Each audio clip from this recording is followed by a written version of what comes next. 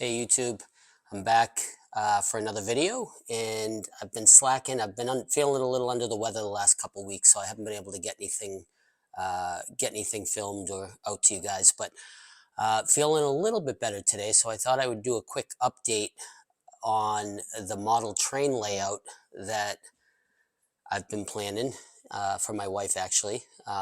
I think if you look, this is part two. So if you go back and look at part one, you'll realize that I had to go back to the drawing board and start over.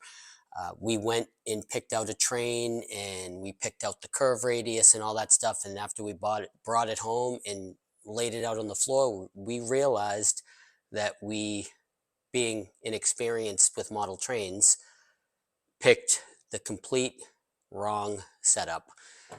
So we ended up having to return that train and return the track radius, because what happened was the radius was, we got an 8-foot radius curve, and we needed no more than a 4 or 5-foot radius curve. Otherwise, the corners were going to protrude way too far into the room, and it just wasn't going to work for us. So we went back, we returned that train, returned the track, got a different locomotive, and got a different curve radius for track, and it's working out pretty well. So I've since got some of most of the work is done. It's actually almost complete. I just need 2 short pieces of track to complete the circle, but I'm going to show you exactly what I did, and I'm going to flip the camera around and I'm going to show you. Okay, so here's what we decided to go with. We got a different train.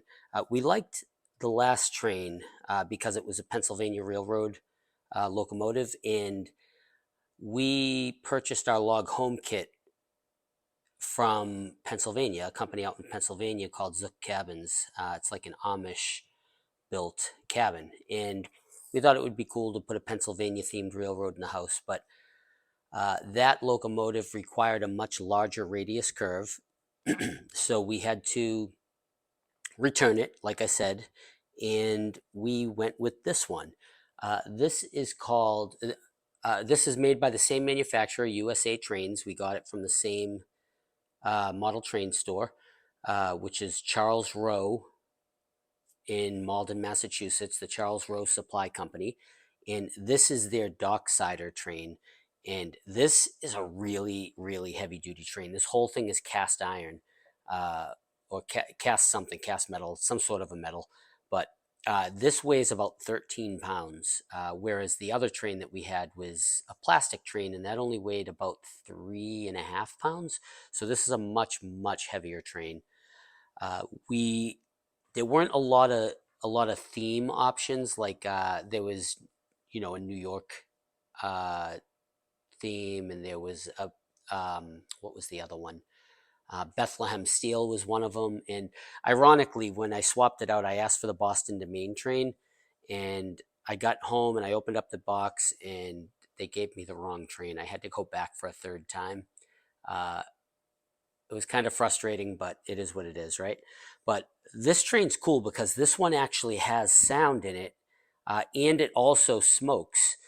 So you put there's like a smoke liquid that you just put a couple drops in here, and inside this little cover right here, it's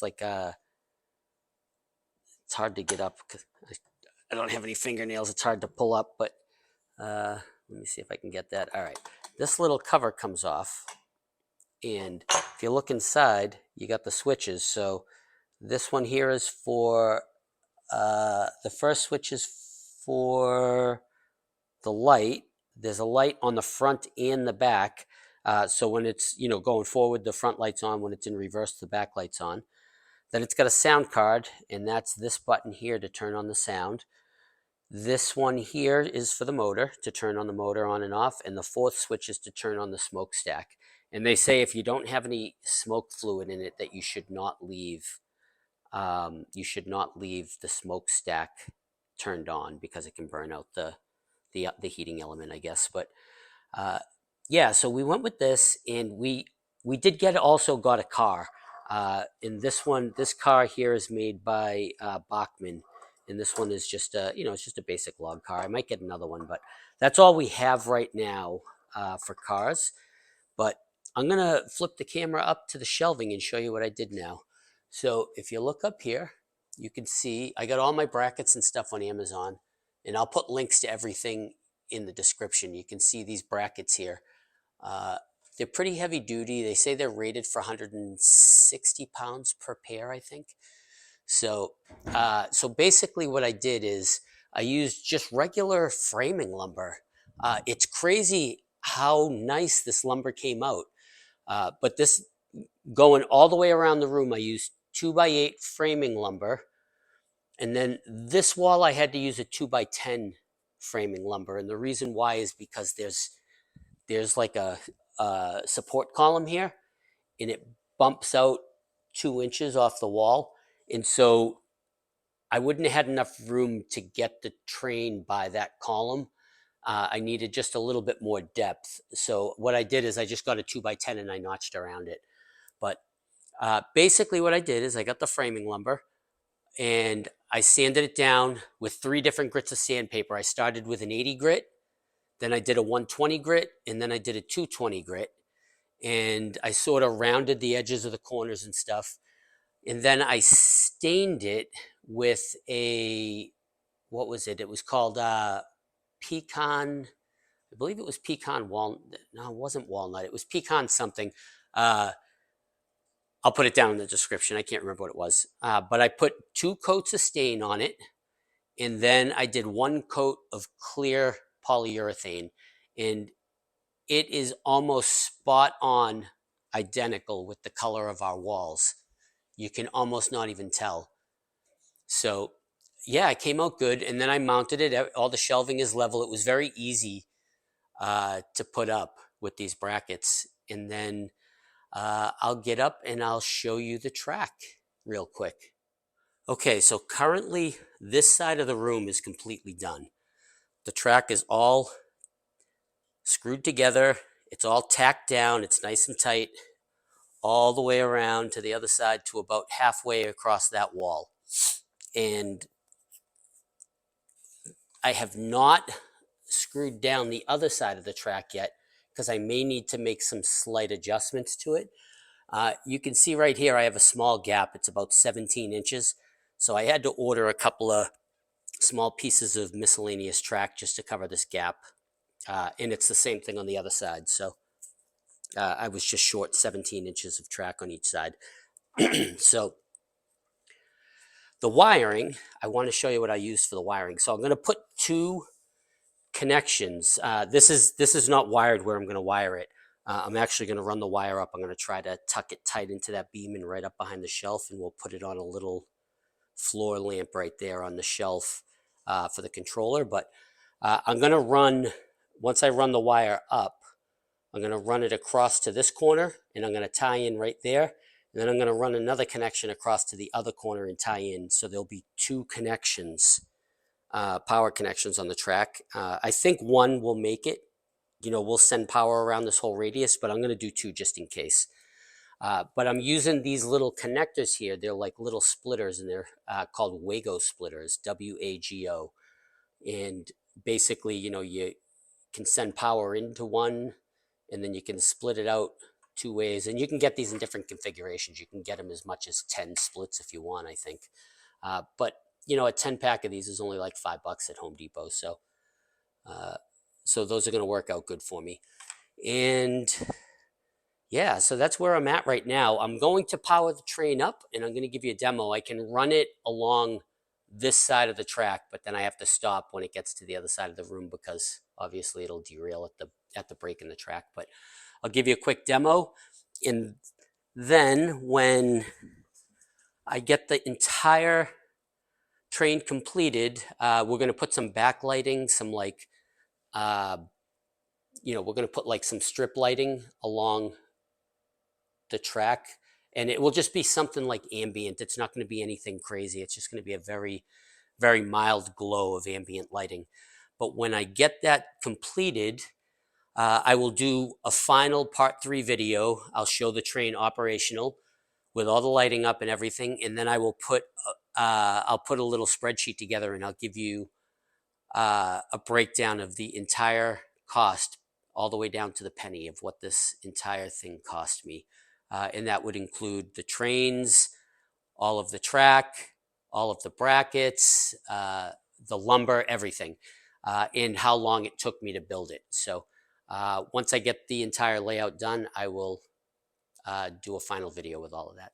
All right, so let me get the train up on the shelf and I will give you a quick demo. Be right back.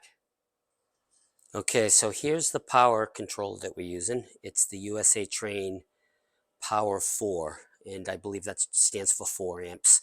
But so I've got the train up on the track. I have the sound off right now, so I'm going to show you it running with the sound off.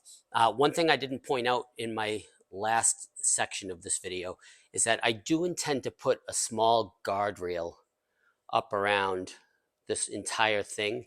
And also, I'm not sure what we're going to do in the corners yet.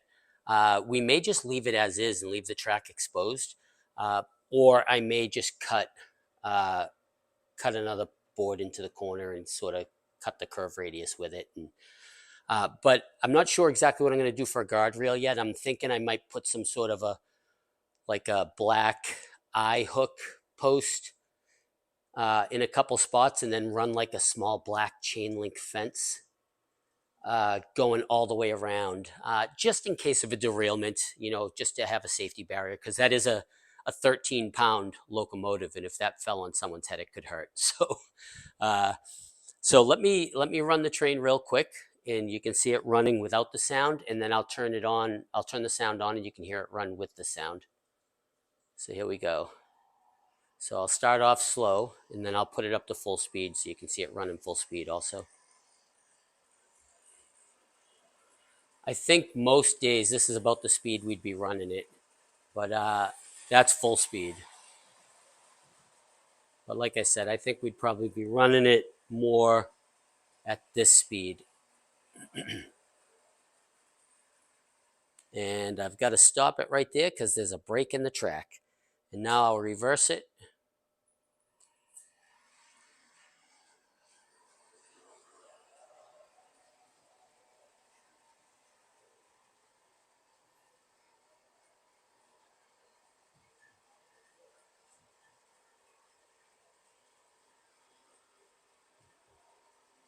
And I think this will look really cool at night when I've got some backlit lighting. All right, and I'm gonna stop it. And I'm gonna go up and I'm gonna turn the sound on. So you do have to turn the sound on with the switch in the locomotive. I figure if we ever want to do that, or we ever want to turn the smoke on, we can just pull it up to the loft and reach through the railing and do it. We won't have to pull a ladder out every time. So, all right, let me put the sound on and be right back.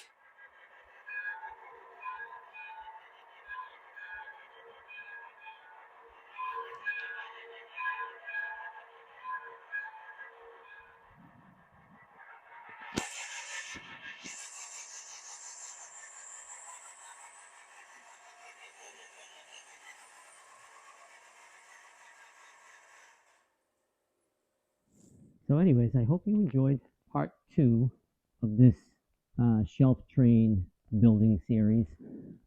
Like I said, we're new to this. We're not model train people. We've never been model train people. We're learning as we go. But I feel like it's coming along pretty well. Keep an eye out. Sometime in the next 2 weeks or so, I should have a final video up showing the whole train running complete around the circle. I might even try to get the camera on the train and give you a point of view from the train circling the room. That might be kind of cool. We'll have some ambient glow lighting up there, and eventually we'll put some train decor on the wall and stuff like that. I don't know if we'll do like a scenery or anything, but definitely some like signage and train decor and stuff. I think it'll be neat. So anyways, thanks again for watching. Like and subscribe if you haven't already done so. I appreciate everybody's support. The channel's growing, and I can't thank you enough for that. My goal this year is to try to get a video out to you every week, if not every week, every other week. So 2 to 4 videos per month I'm hoping to put out. And I'm hoping to grow the channel to 4,000 subscribers this year. So thanks again for watching, and I will see you on the next video.